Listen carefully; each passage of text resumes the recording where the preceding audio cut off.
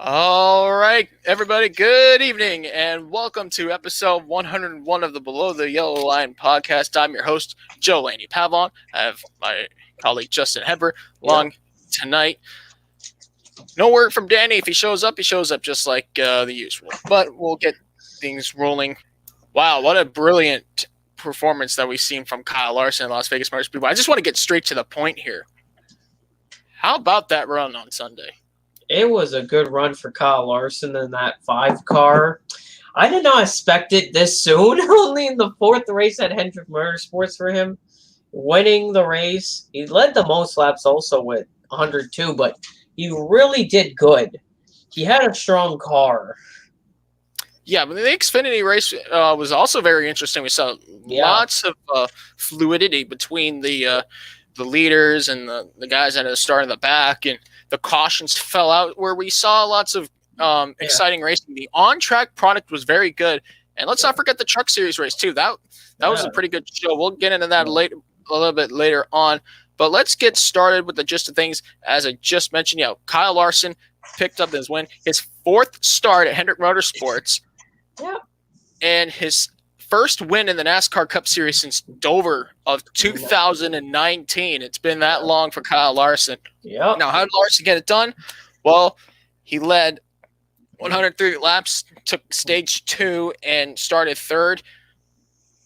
Hendrick Motorsports back-to-back. Yeah. They are on point this year. Yeah. Yeah, some of their cars are doing good, like the 3 main cars, the 9, the 5. The 24 is there sometimes, but the 48's still a little bit lacking, but the 48 could have had another top 10, but blew a tire due to debris on the track. Yeah, and that's the one thing I noticed about the racing on Sunday is it felt a little longer than a 400-mile race. Yeah, I'm like, I missed the first stage because I was not at my house. I was at my friend's house, and we were in his hot tub. So we missed the first part of the race, but it felt. You just did hot tub in New Brunswick in March. It was outdoors. It was outdoors. Yeah, it was outdoors in the snow. Yeah, but it was like the race felt longer than a 400-mile. Like, when are these laps gonna click down? It's like, because impressively, there was only 2 cars that were out of the race. Out of 38 cars, 2 failed to finish. The others, all 36 finished. The other 36 finished the race. However, on the other hand, there were only 14 cars that finished on the lead lap, which was very surprising because the final 2 restarts, we saw cars about estimated 30 cars on the lead lap. Yeah. After 2 stages of racing, and the competition level was high. I noticed a little bit of difference with the package between last year and this year. It's much easier to pass. It's also easier to get past, and breaking through the blob of air has never been easier since the major reconfigurations of the car designs for these mile-and-a-half tracks that began in 2019. Yeah.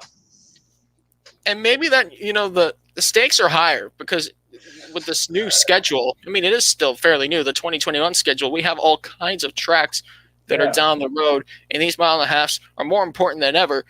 Yeah. But it didn't just it wasn't all Kyle Larson, though. No. Stage 1 winner Brad Keselowski, who led 27 laps, finished in second. Keselowski, who has 3 wins at Las Vegas, his most recent coming in the 2018 race in the fall, the first ever fall race held there with the older package. Keselowski seemed to have the faster car, and he fell short from winning once again. Yeah. Kyle Busch had a struggling car, but wow, he sure clicked in the final closing laps, bringing his number 18 Camry to the 3rd place spot for the hometown driver. Yeah. Denny Hamlin, who is in the points lead, 4th place, led 47 laps in the event. Now, Hamlin was a bit feisty with his teammate Martin Truex Jr. We'll get into Truex in just a moment because Ryan Blaney had a very satisfying 5th place finish. His team needed that. Yeah. Absolutely. After a frustrating first 3 races. and Martin Truex Jr. We'll get into Hamlin and Truex Jr. now. Truex led 6 laps at the track where he's won twice.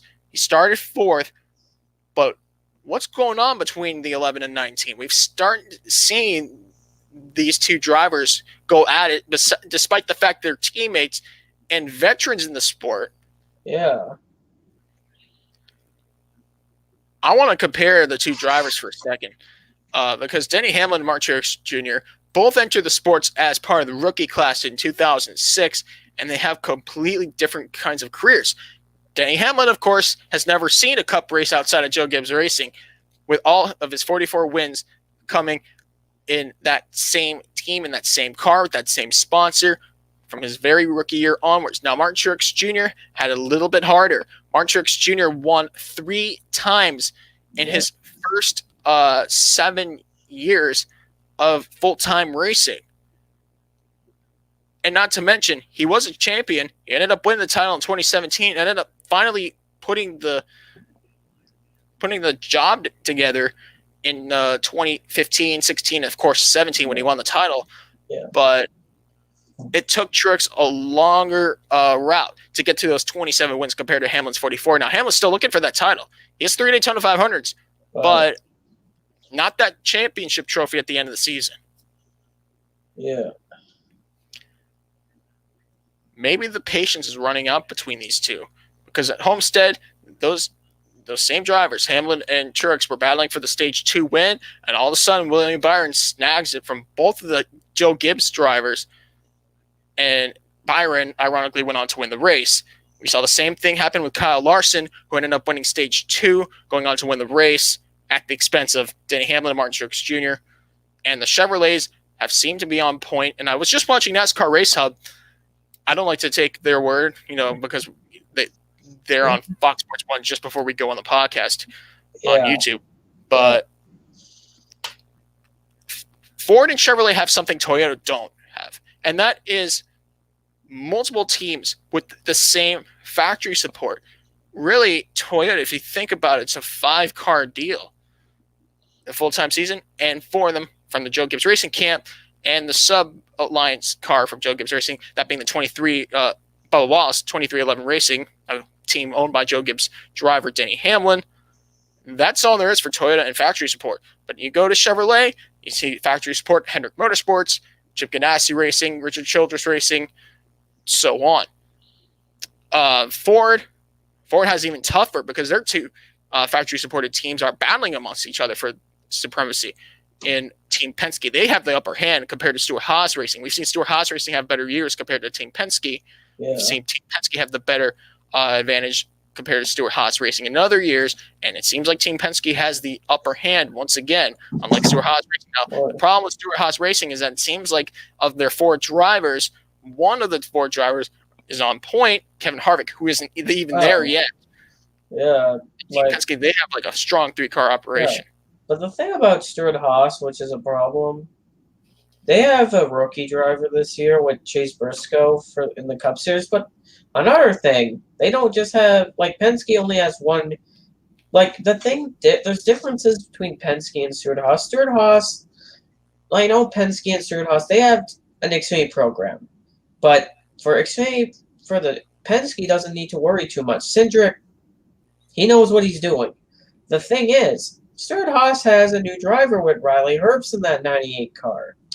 And if you haven't noticed what's going on in that 98 team, they're not doing absolutely as miserable as can be for Riley Herbst and his new team.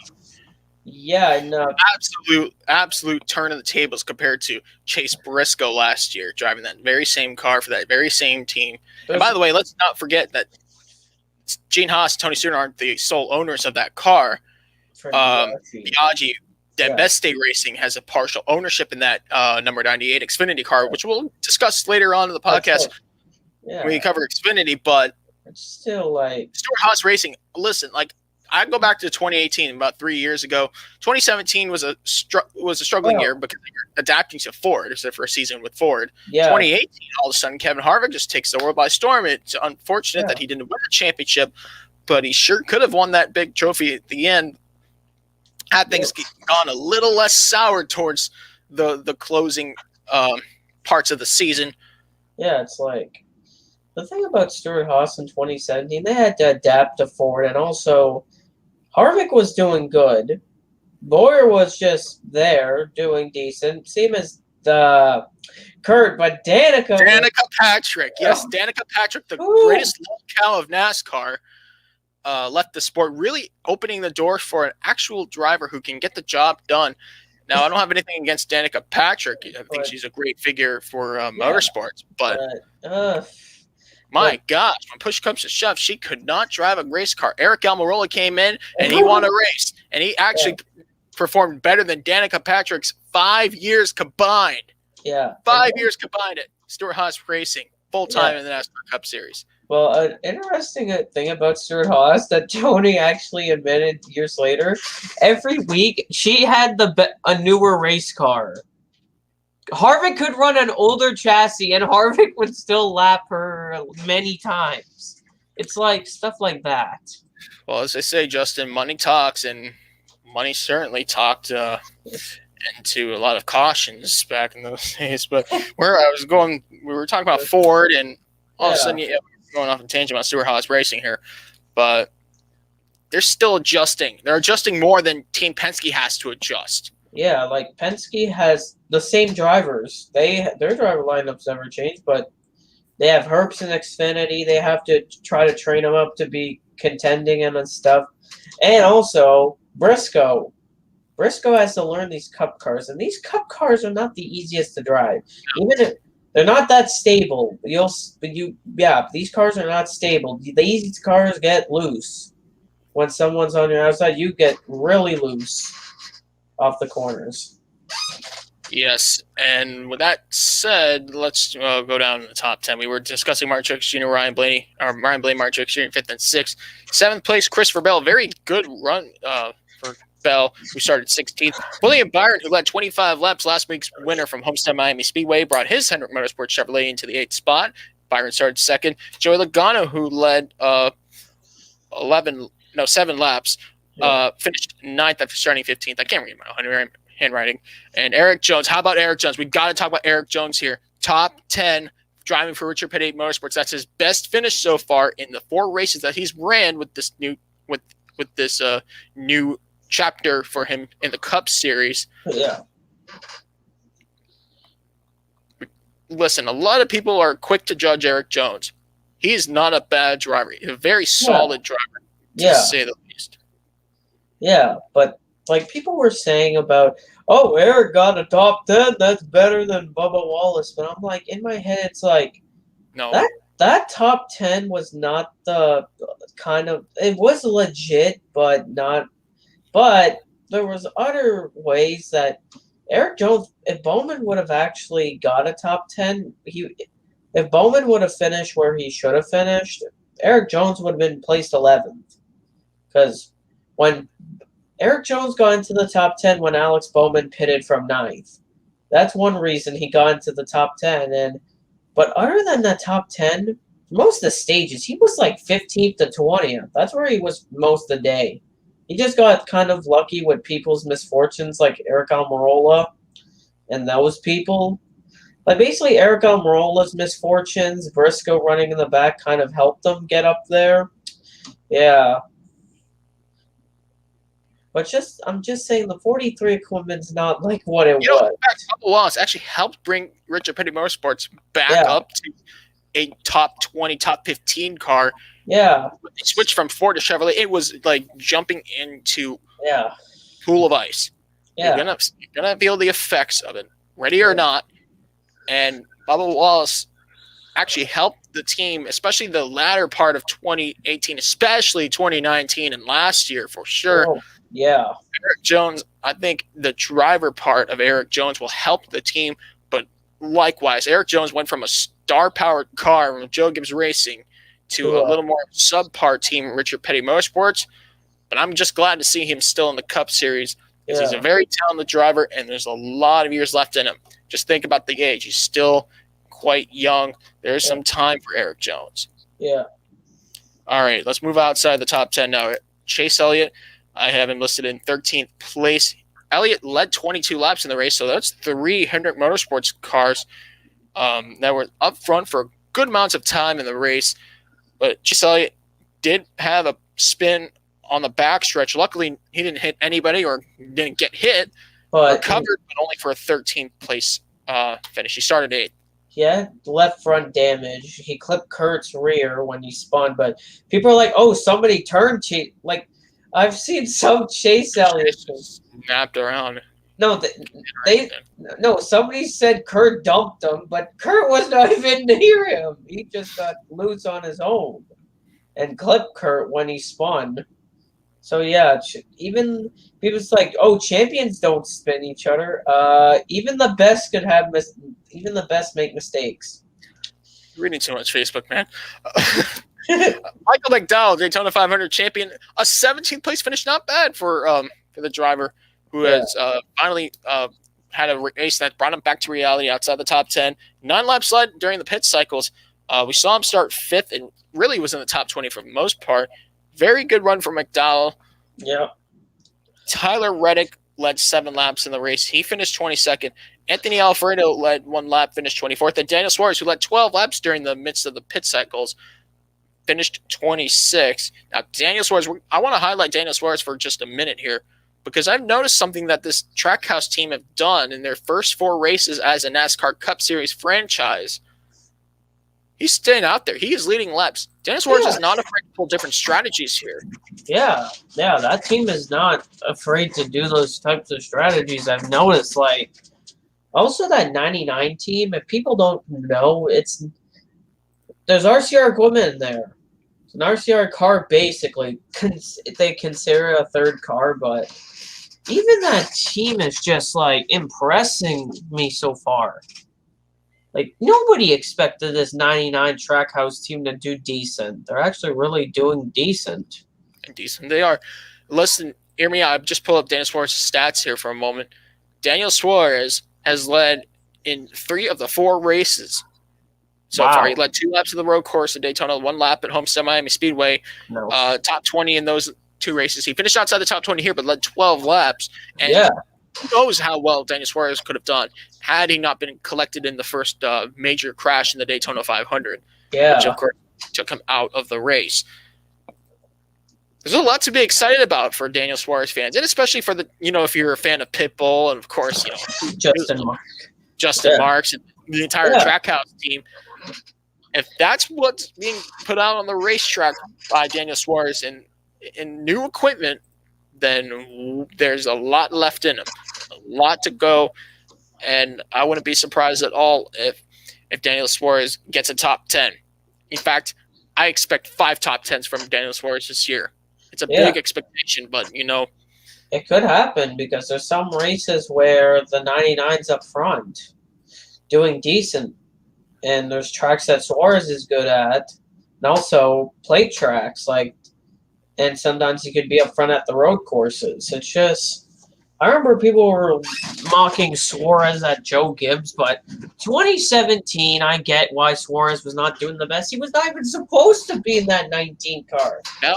He was originally supposed to run Xfinity again for Gibbs full time, but Carl decided to retire after. And now he's running for Senate. Oh, I think it's not 100% true. Yeah. They're saying that he's running for Senate representing Missouri. Yeah, but it's like, and then Suarez gets the call up to run the 19 Cup car as a rookie, which that didn't go too well, but 2018 he did improve in a way. He did improve from 2017. He finished second at Pocono in the summer race. Yep, to Kyle Busch, and then 2019 he gets booted from Mark Truex Jr., goes to Stewart Haas, does decent, finished 17th in points. Yeah, he didn't make the playoffs. He missed it. He was sure close though. I do remember. Yeah. Daniel Suarez. Got some poles. He was a great qualifier too. That's one thing that really was unfortunate, that qualifying is, my nose has been itchy today. I do not have the coronavirus, but Daniel Suarez, 2020, he drove for Don Brothers, Daytona 500, and had struggling races. But you know what was very impressive when he got out there, I think it was the Talladega last fall, or is it the Daytona 400? He was out there leading about 19 laps. Yeah, I remember that. Race, and set the pace for the field. Giant Fergant brothers, and they had special factory supported equipment from Joe Gibbs Racing for those races and TRD, Toyota Racing Development. Yeah, in that 96 car. And then after that, Gaunt brothers were announcing they were going part-time and Suarez was leaving the team. And then a couple weeks later, it's announced Justin Marks is owning Trackhouse Open with Justin Marks. He was the only one, the owner at the time. And then they confirmed Suarez in the number 99 Chevy. And Suarez is doing really decent right now for Trackhouse Racing in their first season. Yeah, absolutely. Let's take a look at the championship standings now. As we're 4 races down in this 36 race championship.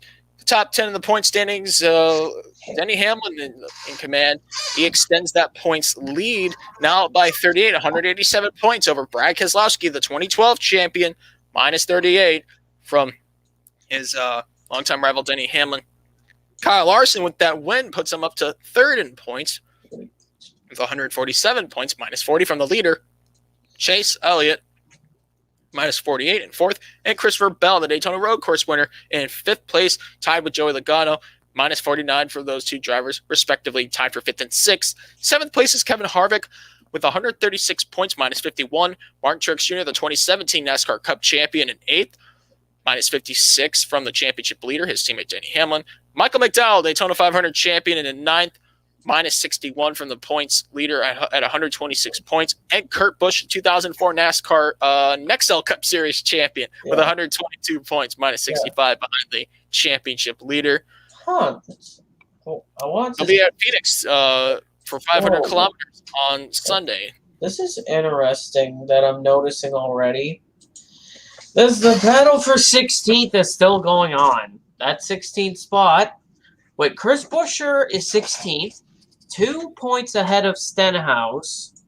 Then P18 is Alex Bowman, who dropped to 18th. He's 2 points behind Stenhouse, so 4 behind Buescher.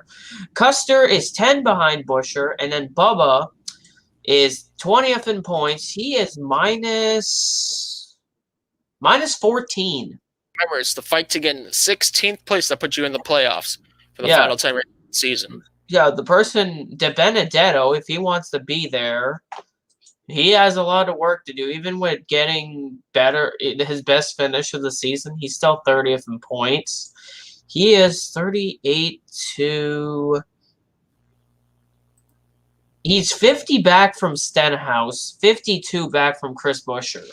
So Matt De Benedetto, if he wants any chance, he just has to get good finishes to rank up his points. It's not been the best starts for Matt De Benedetto, but certainly he's climbing the ladder. If you think about the expectations, finishing second twice at a track, coming back there and finishing 16th is just not the way to go. Yeah. All right, that's enough for the Cup Series discussion. We'll discuss more when we preview the fifth race of the 2021 NASCAR Cup Series Championship, which is at Phoenix. But for now, let's move on to the NASCAR Xfinity Series. And wasn't that something else? I mean, we've seen it all. AJ Allmendinger, for Colleague Racing, led 44 laps from the 10th starting spot to claim his 6th career win and his first of the season. Yep. And it wasn't easy. AJ Allmendinger had a slow start, but towards the end, his car came to life and caught Daniel Hemric. Now, Daniel Hemric, who won Stage 2 and started third, led 74 laps more than any driver. But for the 8th time, a career best finish of second. How could that be? It's really frustrating for Daniel Hemric because Hemric's career has been interesting. Like, in the major series like ARCA, and all 3 NASCAR series, he has still 0 wins in all his series he's ran. And this is more crushing. He led the most laps with 74. It's just, again, a heartbreaking loss for Daniel Hemric in the My 18th. first win is going to happen. It's a matter of when. At this point, with how it's one of my predictions that Daniel Hemric will get his first win. Look at the numbers. He's finished ninth, third, and second, 4 races. So his time is coming. It's just not there yet. He's so close. I know the pressure is especially higher, due in part by teammate Ty Gibbs, the grandson of Joe Gibbs, coach himself. All right, winning on debut. That is something very rare that rarely ever happens, and most of the time when it happens, that's a veteran driver getting it done. Ty Gibbs, 18, running in this Xfinity car cold turkey, ends up winning, driving like a veteran. And this wasn't based off luck or anything. No. Daniel Hemric has led throughout his 4 seasons of racing in the NASCAR Xfinity Series a grand total of 596 laps, but he's never led the last lap in any of them. 33 top 5s, 55 top 10s, 5 poles. Wow. And an average finish of 9.0 in 2018, where if the playoff system didn't exist, he would have won the championship. Just to put things into extra perspective here, his time will come, honestly. Now let's get back into the winner, okay? AJ Allmendinger, a driver better known for racing on road courses and on super speedways. Yeah. Big break on the ovals. It seems like after last year's win at Atlanta Motor Speedway as a part-time driver, that AJ Allmendinger would be serious to compete for an Xfinity Series championship, and thus he has capitalized once again on the mile-and-a-half ovals, winning at Las Vegas Motor Speedway. Colleague Racing is doing something right. Yeah. And what is that? I feel like they're bringing competitive cars every week. Their driver lineup's really solid. You have Allmendinger, Jeb Byrne, and Justin Haley. Those 3 are really good, because Jeb Byrne, he's been close to winning. Haley has a few wins already for Colleague in his career. Allmendinger, a solid driver. I feel like Colleague has stepped up. Last year, some races they just weren't there. Their performance has improved from last year. Their cars are really strong, competing this season. And from what I can tell, the name of the game for Colleague Racing is experience. They have 3 veterans in that team, and all of them have seemed to be successful. Now, Jeb Burns kind of in the same boat as Daniel Hemric. He's still knocking on the door for that first win. I believe it will come, maybe not as fast as Daniel Hemric's will, but he's on track. Jeb Burton's on track. But then in the end, it was AJ Allmendinger who just proved to be the strongest man out there on Saturday. Let's move to third place. Brandon Jones led 28 laps. He started 4th. Brandon Jones, third place finish. Austin Cindric, he had an eventful day. He won stage 1, led 43 laps, started second, but coming back from a flat tire and losing almost 2 laps to rebound and get the 4th place, get the lead lap, ending up climbing up to the 4th place spot. That is very impressive. That's a championship drive for Austin Cindric, and that's exactly why he won the title last year. And could he defend the championship again? Something that hasn't happened since Tyler Reddick in 2018 and 2019. We might see that again at this rate if Austin Cindric continues to perform the way he did on Saturday. Because if that didn't happen, if that problem didn't happen to Austin Cindric, he might have well been the driver in victory lane. 5th place, Noah Gragson, top 5 at home, started 34th. So a very impressive run for Gragson. 6th place, Michael Annett. Michael Annett was driving with a very heavy heart as his father passed away earlier last week. Harold Annett died. He was a very popular name in the short track, dirt track racing scheme many decades ago. And Annett drove his heart out for a 6th place finish. Very, very moving. Absolutely. 7th place. How about another junior motorsports driver, Josh Berry? Josh Berry started 19th. His second career best finish of a 7th place finish. That ties his Richmond 2015 one-off race where Josh Berry started in the top 5 and ran in the top 5 and finished 7th that race. It's almost 6 years later. Josh Berry, how about this? Junior motorsports 5th, 6th, and 7th. Oh. Very, very impressive. Justin Haley, who led 5 laps and started 6th, finished in the 8th spot. 9th place, Harrison Burton, who started 22nd, brought his Joe Gibbs Racing Toyota to the 9th spot. And Jeb Burton rounded out the top 10, driving for Colleague Racing. Jeb Burton started 5th. 13th place, give a call to Santino Ferrucci, who's made the transition from open wheel racing to stock cars. Picked up his career best finish of 13th after starting 23rd. Kept it on the lead lap, kept it between the walls. Great job. Well done for the ex-single-seater driver, Santino Ferrucci. 14th place, Justin Allgaier. Allgaier has not had the start of the season that we usually expect, nor Allgaier fans would want to see. He led 4 laps, started 37th, finished 14th. Still looking for an impressive run. It just hasn't seemed to happen for the veteran. And speaking of veterans, Ty Dillon, just not the race he wanted. Led 2 laps, got into a crash, ended up finishing 31st. And Mike Snyder on the pole position during the start of the race had to settle for 32nd. So last week's winner didn't have much fortune either.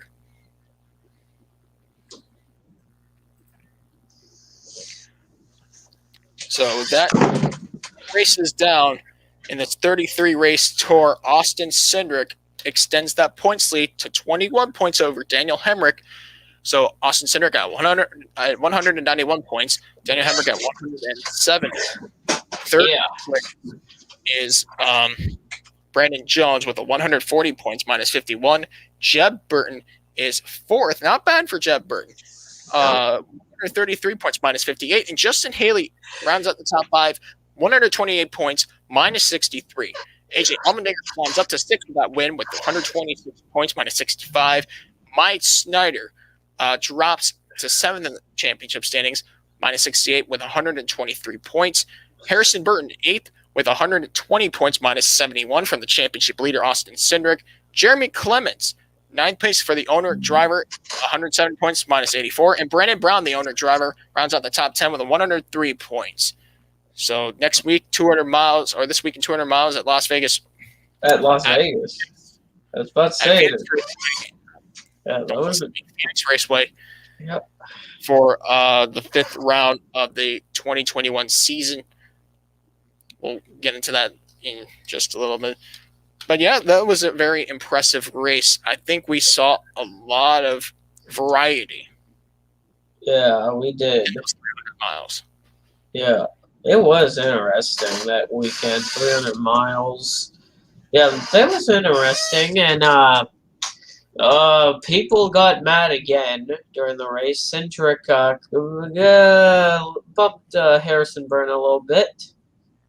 But in my head, like when I saw that, because I was working when the race happened, so I DVR'd, I recorded the race on my TV, so I watched it when I got home. And when I saw that spin, in my head, I'm like, Harrison, you kind of blocked, and I'm like, you're not supposed to block at Las Vegas. You don't try to pull blocks like that, and people were wondering about how did Ryan Sieg crash. Ryan Sieg's track bar broke. That's why he spun into the grass. His track bar broke. Yeah, very unfortunate for Ryan Sieg. That hurt him in points.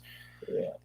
All right, let's move on to the NASCAR Camping World Truck Series race on a Friday night. Their off week at last week.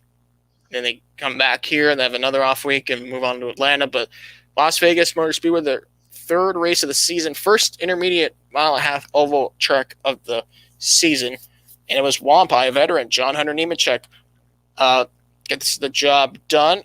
John Hunter Nemechek won Stage 1. By the way, he is perfect with Stage 1 in the season. He's won Stage 1 at Daytona. He's won Stage 1 at the road course at Daytona. And he's won Stage 1 at Las Vegas. This time he gets on to win the racing. You know, he should have won that race at the Daytona road course if things didn't go south. But John Hunter Nemechek led 94 laps, started 3rd, and picked up a 7th career win driving for Kyle Busch Motorsports. This is his first win in the Truck Series driving outside of his family team. Yeah. And put on a very good performance, especially holding up the boss man, Kyle Busch. takes no prisoners in the Truck Series. Yeah.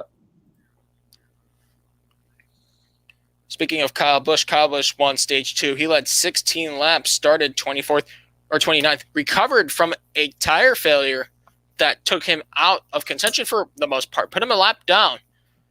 And Kyle Busch received the free pass, ended up back on the lead lap, and nearly won the race. If there was just a few more laps out there, he could have won this thing. Yeah, but Nemechek, he had a fast truck from the go of it. Like, he led 94 out of 134 laps, which was just impressive. Very impressive indeed. Austin Hill, who won twice at this track before, just wasn't there towards the start, but managed a third-place finish after starting 31st. Best finish so far. Stuart Friesen led 4 laps, started 9th, and finished 4th. Great job for Stuart Friesen. 5th place, Matt Crafton, the 3-time champion, finished 5th after starting in the 4th spot. Zane Smith, Las Vegas native, finished in the 6th spot. Zane Smith started 32nd in the race, but recovered to get up towards the top 10. Grant Enfinger, in his first start with Cody Rohrbaugh, started 18th and finished 7th. And by the way, of all the Camping World sponsored trucks on Friday, Grant Enfinger was the highest amongst them. Marcus Lemonis gave him a little bit of a bonus check for that. Yeah. Congratulations to Grant Enfinger on that. Wow. In fact, second highest Camping World sponsored truck for that was Parker Kligerman for Henderson Motorsports, finishing 8th. Kligerman started dead last to finish 8th. Yeah. Gained 32 spots to make that happen. Wow. Christian Eckes and Ben Rhodes rounded out the top 10, the 2 teammates for ThorSport. Yeah. Brett Moffitt led 13 laps, started 17th, but had to finish 11th, had to settle for an 11th place finish. Sheldon Creed, last year's champion, led 7 laps, started 2nd, finished 18th.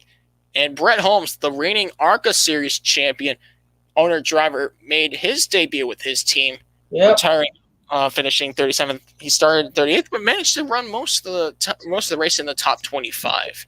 Yeah, but he sadly got in a crash when David Gilliland, Lassard came down on Gilliland by accident, and they crashed, collecting Haley Deegan, Brett Holmes, and Ryan Truex were all collected in that big one.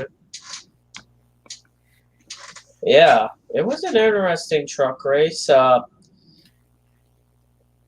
And impressively, that was the only race that we had an early caution. On lap 2, Corey Roper spun in turn 3 and 4 on lap 2.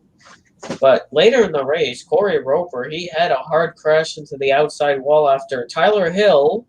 I figured out he didn't get loose. Tyler Hill got help from one of the Rayom trucks, the 33 or 34, because it was Camping World sponsored truck. Both those trucks were sponsored by the Camping World. There was contact that sent Tyler Hill down the track, clipped Corey Roper, and that sent Corey Roper hard into the outside wall. And I'm glad there's safer barriers there, because before, people don't remember a similar incident. 2015, when Austin Terrio went head-on into the wall. That was one of the most ugly crashes that I've seen in recent memory in terms of stock car racing. Terrio had a pretty bad injury towards his back. And after that.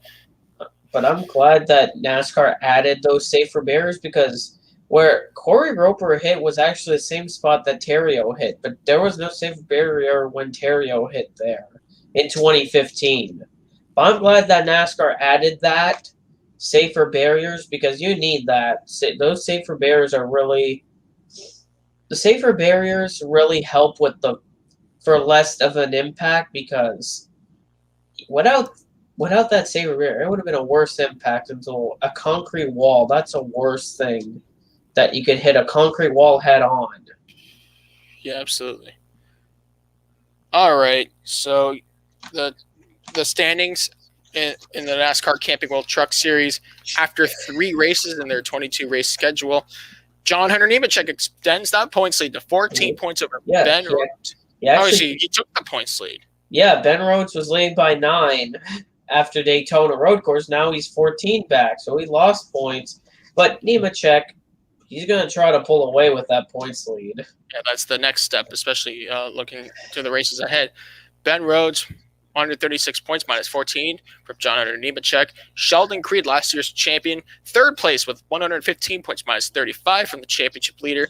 Matt Crafton is fourth with 110 points, minus 40 from the championship leader, John Hunter Nemechek.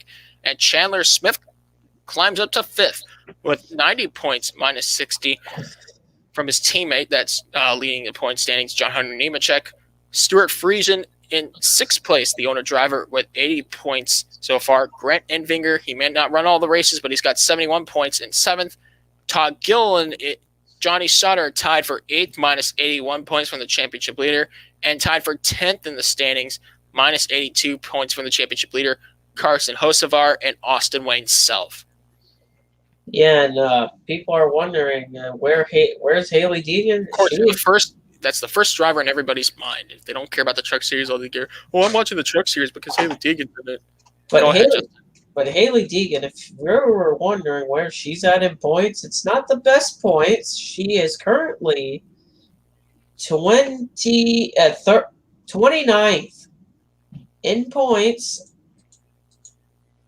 She's not the worst big name. Tyler Ankrum is 31st in points. That's where I was about to redirect you guys. Haley Deegan, where's sleeping? But where's Tyler Ankrum? He was running for the championship last year, and now this year he just seems like he just can't catch a break. He's 31st in points, but there was a reason. He actually crashed. He actually got crashed into. His teammate Chase Purdy crashed got loose, turned into the 3 of Jordan Anderson, which sent him into Tyler Ankrum, and Ankrum spun into the inside wall. But for the rookie points, so far the Rookie of the Year battle, so far it looks like it's between Chandler Smith and Carson Hocevar. They're the only two in the top 10. And Chandler Smith, I believe he's climbed up. The expectations are very high for him. Yeah, because then you got Danny Bones part-time, but the next rookie full-time is Chase Purdy is 25th in the points. And then it's Deegan running 20. Then it's Haley Deegan. No, Dawson Cram. Then Haley Deegan. Yes, Dawson Cram's ahead of Haley Deegan by 1 point. Yeah, so it basically looks like Chandler Smith, Carson Hocevar. Looks like it's going to be between those two because they look like they have speed this season so far. Compared to Deegan's just been a thing that I've noticed with her. She gets better at the end of the race. But it's kind of alarming when this system, you kind of need playoff points. If she's running in the back and can't get a top 10 for playoff points, and she wants to get into the playoff points are kind of a key. Absolutely. You got to be there for the end of the stages. Yeah. All right, speaking of the Truck Series, they're going to have a week off. Yep. Week off and return on the 20th of March at Atlanta Motor Speedway for round 4 of 22 for a race at Atlanta Motor Speedway, Atlanta 200. Yep, 200 miles. Yeah, that's in the same day as the Xfinity race. They're doing a double-header race like they usually do when they go to Atlanta. Xfinity and Trucks doing 2 races. So that's in 2 weeks' time. But yeah, we had some interesting racing in the trucks. And yeah, let's move from 4 wheels to 2 wheels for a moment. History was made in the AMA Supercross Premier Round, the Daytona Supercross round, when last year's champion Kawasaki rider Eli Tomac my pick won his 5th Daytona Supercross race, tying great Ricky Carmichael for the most wins of all time, which is 5 at Daytona. Well done for Eli Tomac. Now let's move to the top 5 here and look at the results. Cooper Webb for KTM in 2nd. Aaron Plessinger for Yamaha 3rd. Honda's Ken Roczen, the championship leader, in fourth, but he's kind of slipping away from that championship lead. Yeah. Just slightly in fifth place. Yamaha's Malcolm Stewart. So that was your top 5 after the 9th of 12 or 17 races and the Supercross Championship for 2021. Now the standings, Ken Roczen's lead has now trimmed. It's just a 2-point deficit for Cooper Webb. 199 points for Ken Roczen, 197 points for Cooper Webb. Justin Barcia, the Gas rider, is at 175 points in third. I don't know why I haven't written down for fourth, but who's fourth? Down to fourth. He's got 153 points. So, yeah, you guys figure it out. In fifth place, Malcolm Stewart, 143 points. So who did you have for fourth? Who did you put as fourth? Looking it up right now. But who did you put as third? You said you put someone else as fourth place. Eli Tomac is third with 175 points. But Justin Barcia is fourth with 153 points. Okay. Because I was about to say, if somebody has to be fourth in points, you can't have nobody in fourth. It's not like fourth place just disappeared, and they don't. It's a lot knockout from Need for Speed. Yeah, it's not like it's not a day, like it's not like 2020 or a leap year. It's not like there's no February 29th until last year was a leap year. And well, you got to wait till 2024 for the next leap year. I'm joking when I say that. I mean, pandemic. Oh yeah, but the 29th of it's not like fourth place. That it's still there. Right. So their next race, the next 3 races will be at Dallas and Arlington, Texas, home AT&T Stadium, home of the Dallas Cowboys. 3 races will be held there in the next 2 weeks. Dallas Part 1 will be on the 13th of March. Okay. Dallas Race 2 will be on the 16th of March next week. And then next Saturday will be on the 20th of March for Race 3 at Arlington, Texas for the next 3 races for rounds 10 to 12 of the 17 race schedule. So, yeah, round 10 is this weekend for Dallas Part 1. Race, okay, 13th. So that's Saturday, and then the next one on Tuesday, the 16th, and then Saturday the 20th. Yeah.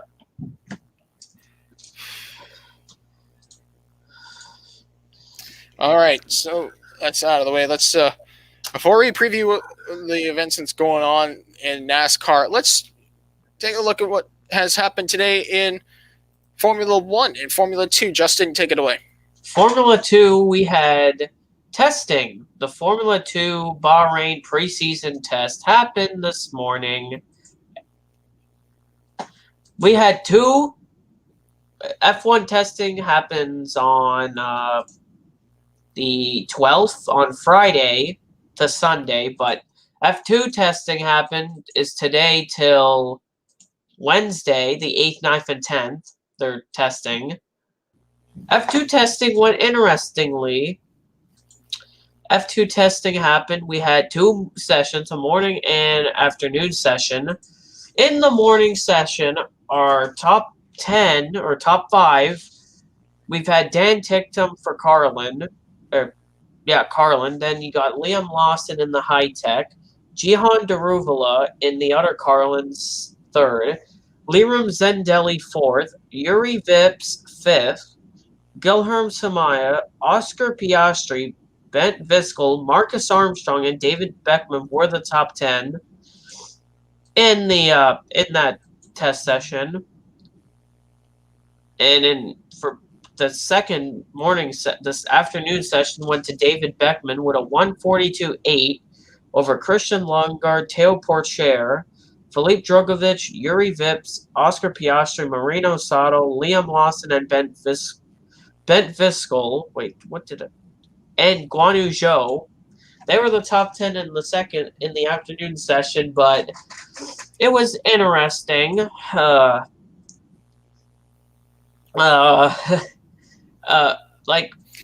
we know where this is going. I wanted to say, it's kind of in this test session we kind of got a preview of who's going to be fast and who's going to be slow. Oh, we already know who's the slowest. Alessio Delita was I know, like, Schwartzman was the slowest in the first session. Schwartzman was only slow because his car wasn't cooperative. Yes. Alessio Delata can't drive. I'm sorry. Yeah. I'm sorry to be blunt. Yeah, it's like the most cars that he seemed to pass were the cars that he filmed himself driving on the road in a sports car at 100 plus miles per hour in public roads, passing cars dangerously. Yeah. Now, how's that warrant an F2 ride? I don't know. It's all about the stacks. I think we've been there with Nikita Mazepin. Yeah. But either way, it's like we're going to get these drivers that they're not uncommon. Right. I mean, it doesn't take long to remember, Mahavira Gunatin. Oh, jeez. I mean, at least he was entertaining.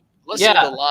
It's just It's like he ran a 1:48.816, 5.7 seconds off in morning session. The afternoon session, the fast lap was 1:42.8. He ran a 1:48.9.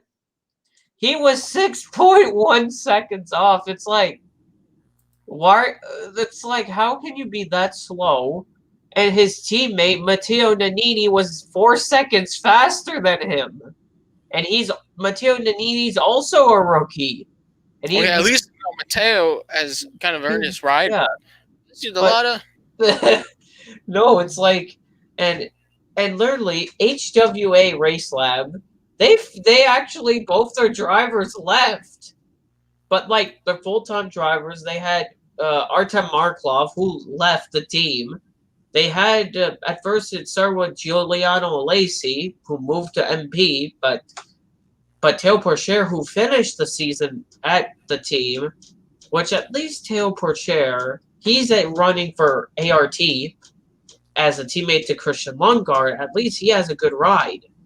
Well, at least he's in a better ride than... Well, Teo's a very talented driver. From what I've seen, we didn't cover too much of Formula 3 last year, and I'm talking about the FIA Formula 3. Yeah. But Teo had so much passion behind the wheel from the last few races that I've seen, and it shows. He's got what it takes to drive a Formula 2 car. All he needs to do is just run the races, run the laps, make it to the end, stay out of trouble, and all should go well. Like, Théo Pourchaire, he's only 17, and he's in F2. 17. He is so, like, fast. He almost won the F2 title last year if something would have went wrong for Oscar Piastri, who is now, he would have got it, because one thing that helped him to get to second was when Logan Sargent and Liam Zendelli went off the track in the first corner. But it's so, like, interesting, and also about how F2 works. Like, F2 is different. It's like the thing this year it's going to be different. We have 2 feature races and 1 sprint race? No, 2 sprint races on the Saturday. And they flipped it around. Yeah, they have 2 sprint races on a Saturday, practice and qualifying on Friday, 2 sprint races back-to-back, and then on Sunday they have a feature race. So they have 3 races in total, 2 sprints and 1 feature. More work for us. Oh, yeah, right. Yeah, which the times that, like, there's races that are easier to cover, like when it's late, like nighttime at the other tracks, except the only good thing, at least, that F2 doesn't race at Australia. Oh, that would be the worst trying to cover. I want them to race Australia. Australia deserves a Grand Prix. Yeah, but it's just like, sometimes it's just the times sometimes are annoying. Like, F2, I remember, like, sometimes I have to get, like, usually it's the feature race I can see. The sprint race, like, last year, like, the sprint races are always, like, way early. Like, for us, like, let's say, like, a Grand Prix in Europe starts around, like, 8 or 9 a.m. The sprint race, or the Sunday race for Formula 2 would start about 4:55, 5 a.m. Yeah, I've stayed up for those races, but sometimes it's good, but entertaining. Yeah, but F2 is like people say, oh, it's a spec series. Yeah, but it's like you can actually pass. Yeah, F1 well, is spec hard. series just comes down to talent. It comes down to talent, and Yeah, because if you're Mahavir Raghunathan, that's well, Mahavir just it's just his teammate Jordan King at least did stuff. He was he was just you always looked at the timing sheets. Number 17 all the way on the bottom. Pat O'Ward, when Mahavir was suspended, Pat O'Ward at least lifted the 17 off the back of the grid for once. But Mahavir always qualified on the final row. Even in video games, he's bad. Like, they have him rated as a 45 overall.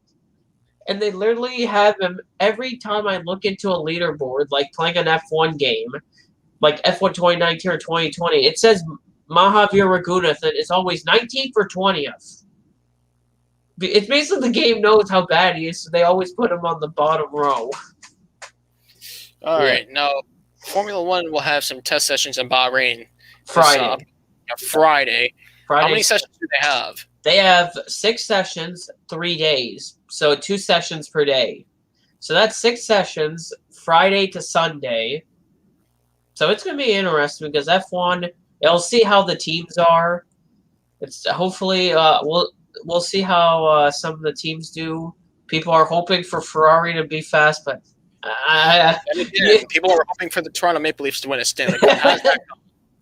Yeah, people are hoping for the Dallas Cowboys to win a Super Bowl. How's that gone? And people are hoping for Ferrari to win a World Championship again. How's that gone? It's like Ferrari. I don't know how fast their car will be. Like last year was so like some of the races like Ferrari were just like I don't know. And somebody did a listen. Mattia Binotto's got to go. He can't put a car together. But it's like there's he seems like a smart engineer, but he just just not that ain't it, Chief. I'm sorry. But I actually saw a thing that was interesting that I saw online. It says preview of the Ferrari 2021. It was at Monaco and it was a red tractor.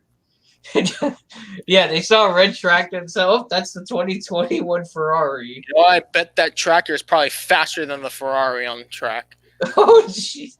I just don't know how they're going to do because last year Ferrari struggled with having too much They had too much drag, which slowed them up. They were driving like a parachute was hanging behind them. It was that bad. Yeah. And sometimes the Alfa Romeos and the Haas cars would be passing them like they were staying. Ferrari playing around you.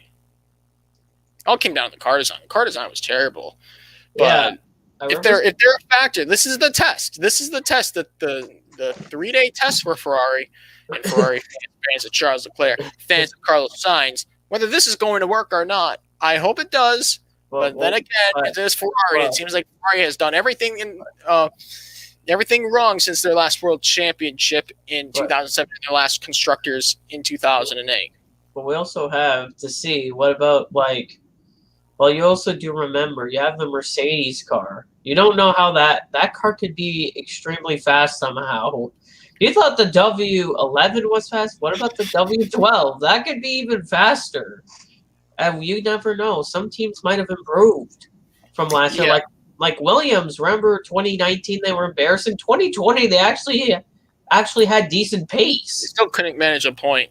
But they could have if George Russell didn't make his mistake. But I feel like they can get a point people say, oh, testing doesn't matter, but for F1 is to see how the car performs. So you don't want to show up to Bahrain for first race with a car that's like the worst handling car possible. Well, everything's going to be put to the test here, Justin. The opening race of the World Championship is on the 28th of March, so they have about 3 weeks to get things right, and we're 3 days to get things right, and 3 weeks to prepare for their response to those 3 days of testing. Yeah. Let's just throw in some names of teams that we should really look forward to. I don't want to get too much in Formula One because we're not there yet. But let's just throw in AlphaTauri.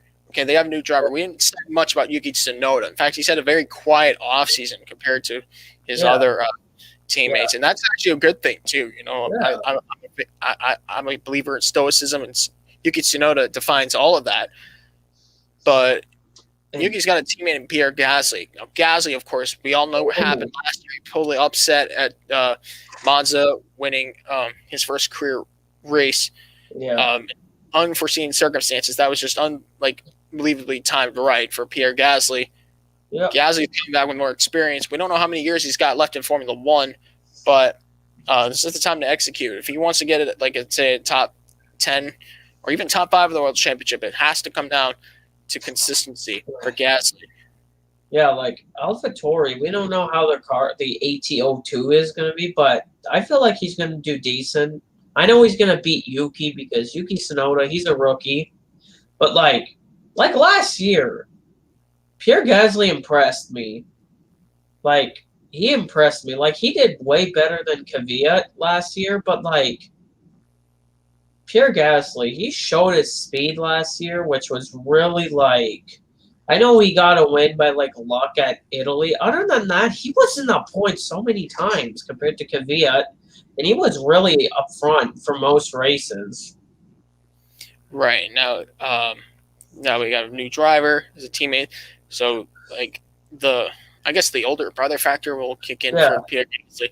Yeah. I want to throw in this team. Now Red Bull, we have 2 veterans here. Yeah. Sergio Perez, who's been given a second chance, and whether it was from his win at the Sakir Grand Prix last year or not, this is a well-deserving ride for Checo. He's paired with Max Verstappen. This is really the Red Bull that we haven't really seen when it comes to 2 experienced veterans, not since the days of Vettel and Webber. Yeah, it's going to be interesting to see what they do in the RB16B. It's basically the same chassis, but they added just an extra letter. But we don't know how it's going to be. They could be fast, but I know that Red Bull will be trying to catch Mercedes again. Because I just see Mercedes again. Lewis Hamilton will be the one pulling away. And Valtteri just staying second again, possibly. I don't see Valtteri beating Lewis at any point. I feel like Lewis. Red Bull's got the engine freeze. Yeah. Honda's leaving after 2021. The thing is, Mercedes has the maximum amount of, the thing is, there's a limit for engines. Mercedes is already at the limit in 2021. They already supply 4 teams with Mercedes, McLaren, the Aston Martin team, and Williams. While Ferrari, they have 3 teams. I don't know if they want to go with Ferrari. It doesn't look like Ferrari's doing too good. But the only other option is Renault. Yeah, Renault, they've gone through some structural changes now that they're under the Alpine banner. Yeah. Alpine Renault. And let's just face the facts. They have Fernando Alonso back, the 2-time world champion, won the world title for Renault. Yep, twice. But I think this is Alonso's. I believe it's going to be his last year. Yeah, I feel like it too because he's in his 30s. He's heading towards his 40s. He's a older driver. He's not the oldest. He's not old like Kimi Räikkönen. Well, I know Räikkönen's older, but they all have the same years of experience in Formula One. That's true. Like Fernando Alonso. But the thing about Alonso, he is 39. He's turning 40 this year. That's hard to believe. He's only 2 years ahead. He's only 2 years younger than Räikkönen. Kimi Räikkönen's going to be 42 this year. So yeah, Kimi's broken all the records for longevity in F1. Yeah, there's some teams I'm excited for, but some teams I'm kind of worried about. Like, a team that I'm excited for is to see how Alfa Romeo does this season. Because recently I've been noticing with Alfa Romeo has been an interesting thing. Like, their car, the C41, it's called, Like last year's car, I remember F1 made a video. Antonio Giovinazzi, every race, most of the races, he gained places on the start. It's weird that Antonio Giovinazzi, even qualifying in the back, he could get to the front and have a decent race. When you start in the back, you're in a better position to watch people in front of you make mistakes, and then you pass a bunch of cars. But it's like sometimes I just see his overtakes. Like he could overtake like 7 cars in one lap. It's like it's like he's doing moves that I usually don't expect. But there's a team that I'm worried about is Haas F1. They have 2 rookie drivers. I'm afraid they made the most noise during the off season. Yeah, but for the wrong reason. But it's just for me, it's like 2 rookie drivers in a car that's probably not the best in a Ferrari power plant. So it's basically a Ferrari engine with a car that's probably not the best compared to their first F1 car they ever made. And 2 rookies. Yeah, you're talking about 2 rookies in a mediocre car. And people are saying, Mick Schumacher will win races in the Haas. I'm like... He will not. You got to put those expectations to bed. It ain't happening. It's like, for me, in my head, I'm like, Haas is not that competitive enough. It was hard enough for 2 veterans to get points combined last year. Yeah, Grosjean and Magnussen just struggled last year in their cars. It was terrible. I mean, Grosjean honestly deserved better results. That they just didn't match. The results didn't match Grosjean's performance. And of course, Kevin Magnussen, the same thing applied to him. They're both racing in the States now. So yeah, like Magnussen. I remember last year, most of the races that Grosjean finished, Magnussen had a retirement, like the Italian Grand Prix was just parked on the. Like most races, like just Magnussen just always had a retirement that forced him out of the race, which is really unfortunate when you just have a retirement.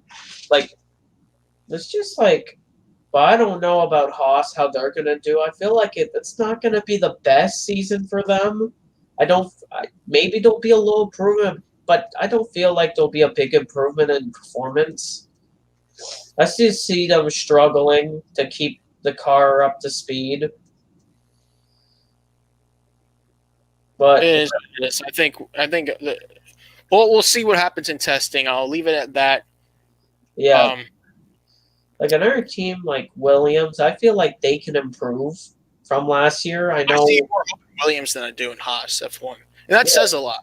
Yeah, like George Russell, I know he's gonna have speed, but Nicholas Latifi, can he do better than last year? Like be more close and to have better lap times to try to match what Russell can do. But we'll have to see what happens during testing, because that basically determines how the car is.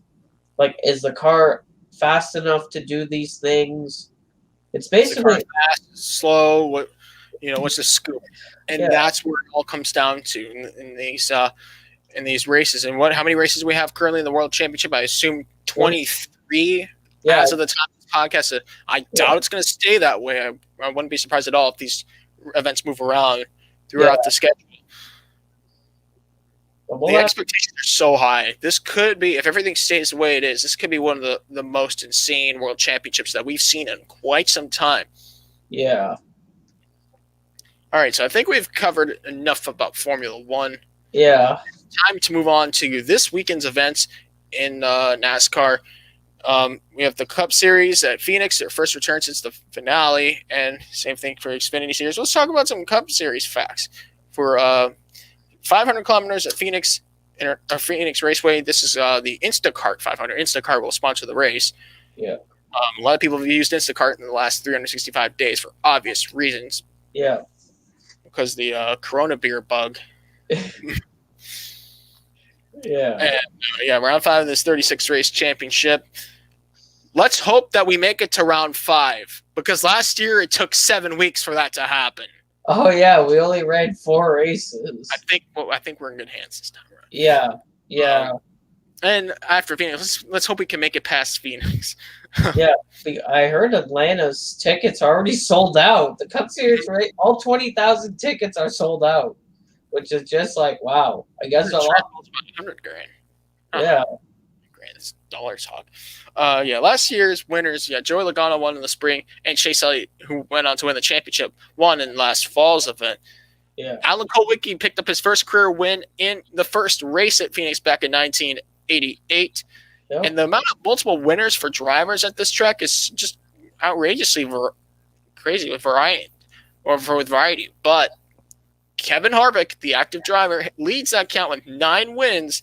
Yep. Jimmy Johnson, 4 wins. Kyle Busch and Dale Earnhardt Jr. share 3 wins. Debbie Allison, Jeff Burton, Carl Edwards, Jeff Gordon, Denny Hamlin, Matt Kenseth, Joey Logano, Mark Martin, and Ryan Newman all share 2 wins at Phoenix. Now, let's go to the spring race. For teams and manufacturers, spring win count for teams go to Stewart-Haas Racing 5 times from that operation. 4 times the Hendrick Motorsports have gone to victory lane in the spring race at Phoenix. And then for these 3 teams, they've won twice at the Phoenix spring race. Roush Fenway Racing, Richard Childress Racing, and Joe Gibbs Racing.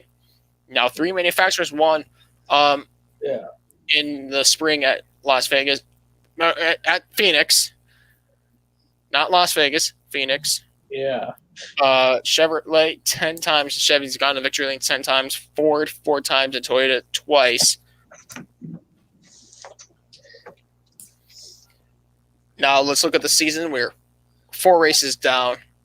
This is the first mile length oval of the season. The other track, just like this one, would really be New Hampshire. If you think about it, the tracks are all unique from their own, but New Hampshire is 1.1 miles, which is close to 1.0, but they are 2 different types of track. Phoenix is like a track of its own.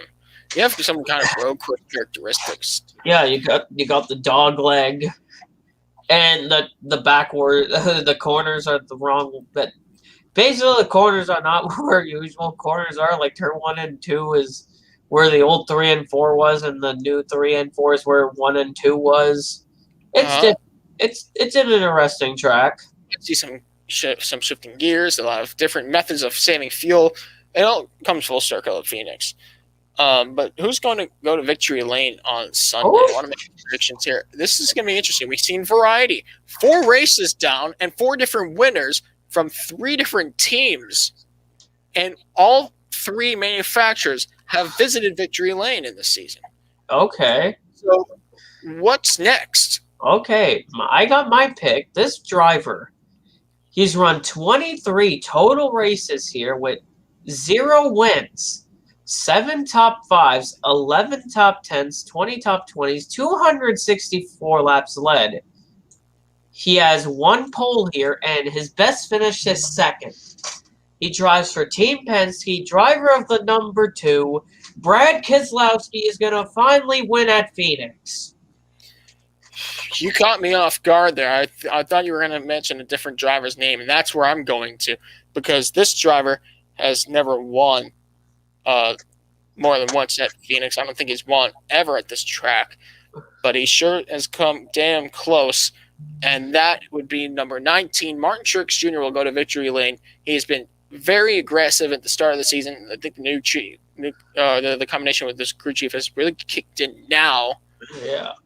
Martin Truex Jr. will go to victory lane on Sunday. Okay. All right, let's move on to the NASCAR Xfinity Series. For 200 miles on Saturday, they'll be racing for the it's not the 3rd race. Is it the 5th race of the 33 race tour? Yeah, I know the sponsor. Call 811 before you dig 200. I know it's a long name. That's like a gold mine. It's like a call before you dig a I don't know. It's something. It's a wacky race name for a sponsor. But it's long. Yeah. It's not a short name. It's a long name. Yeah, Phoenix 200. Last year's winners, Brandon Jones won in the spring, and winning the championship was Austin Cindric in the fall last year. Both drivers will be in the race this time around. In 1999, Jeff Gordon took the first checkered flag at Phoenix, driving his own number 24 Pepsi Chevrolet, owned by then crew chief Ray Evernham. Kyle Busch 11 wins, more than any other driver at this track. Carl Edwards, 4 times he's gone to victory lane. Greg Biffle, 3 times he's gone to victory lane. So the top 3 winningest drivers at the track are all former champions. Justin Allgaier has never won a championship, but he's won here twice.